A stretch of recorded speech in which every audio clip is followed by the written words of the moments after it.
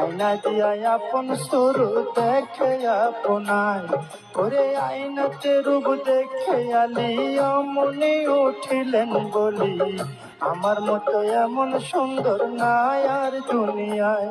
ওরে আয়নাতে রূপ দেখে আলি অমনি উঠিলেন বলি, আমার মতো এমন সুন্দর নাই আর দুনিয়ায়।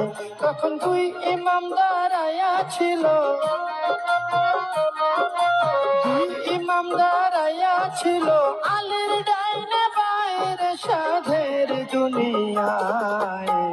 যার যেখানে মরণ লেখা যায়, তবে যার যেখানে মরণ লেখা যায় রে সাধের দুনিয়ায়, যার যেখানে মরণ লেখা যায়।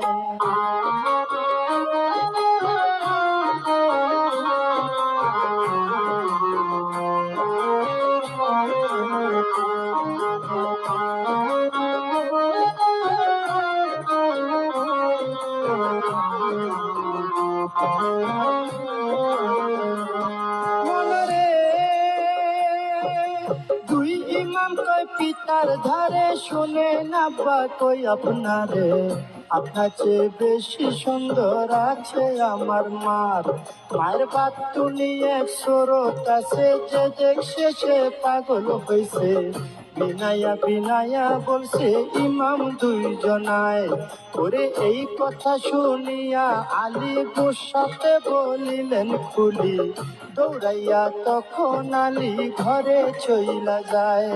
ওরে গিয়া বলছে জোহরা রে, শোনো জোহরা কই তোমারে, বিনায়া বিনায়া বলছে আলী মরতে যায়।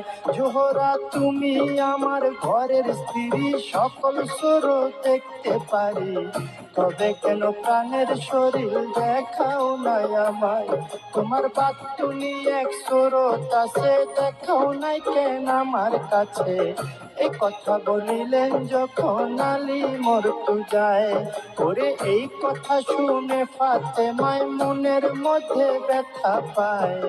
করিয়া জানাইলেন মাওলারি দরগায়, মাওলা গো আমার বাতুনি সুরতের কথা যে কইয়া লাগাইছে ব্যথা, জহর কোহরে মরণ হয় যেন দুইজনা।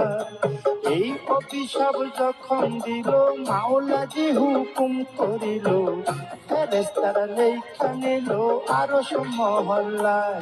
মায় বাতিনি রূপ বাহির করে, কায়াঙ্গুলে মিশ্রণ করে, সেই রূপ